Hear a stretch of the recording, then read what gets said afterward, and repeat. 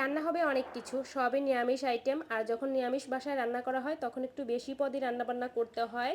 এটা ছিল একাদশীর আগের দিনের ভিডিও, মানে বাসায় আজ থেকে 3 দিন নিরামিষ চলবে।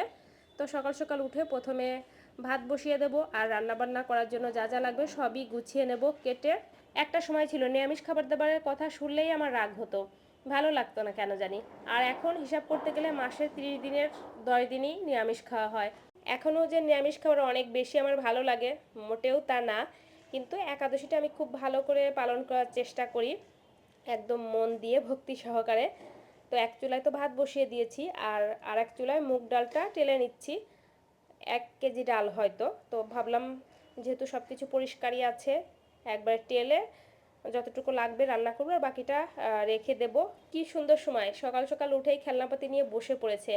রাতে ঘুমাতে যাওয়ার আগে যে খেলনাটা রেখে ঘুমাবে ওইটাই সকালবেলা উঠে প্রথম খোঁজে, বা হাতে মাঝে মধ্যে কোনো কিছু নিয়ে দেখা যায় ঘুমায়, ওইভাবেই থাকে সারা রাত।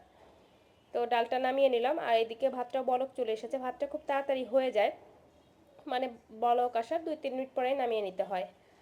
ডালটা সিদ্ধ বসিয়ে দিলাম, আর সবজি বানিয়ে নিয়েছি। আলু আর ডাঁটা দিয়ে একটা তরকারি রান্না করব।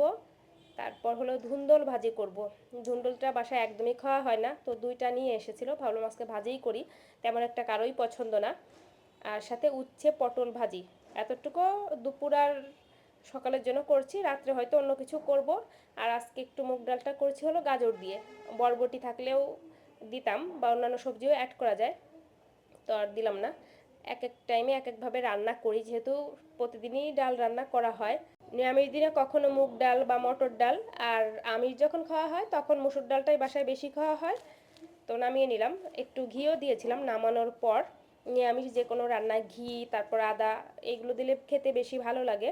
তো উচ্ছে আর পটল ভেজে এখন দিয়ে দিলাম হলো তেলে কালো জিরা ফোড়ন দিয়ে ধুন্দলটা।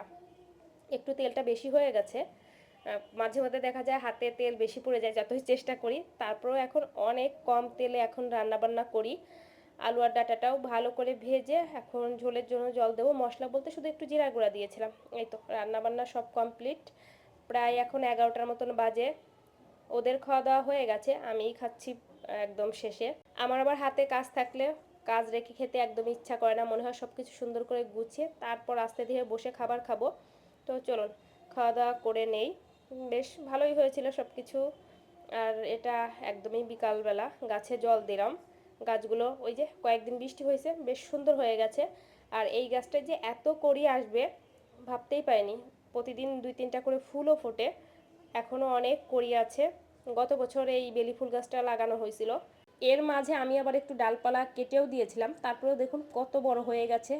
এই 1 বছরের ভিতর গাছটা, ছোট্ট একটা গাছ লাগানো হয়েছিল।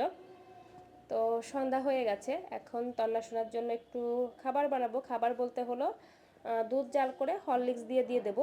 অনেক বাচ্চা আছে দুধ ভাত খেতে অনেক পছন্দ করে, তন্না শোনা দুধ ভাত এই পর্যন্ত 2-3 বার খেয়েছে কি সন্দেহ, একদমই পছন্দ করে না, আমারও ভালো লাগে না।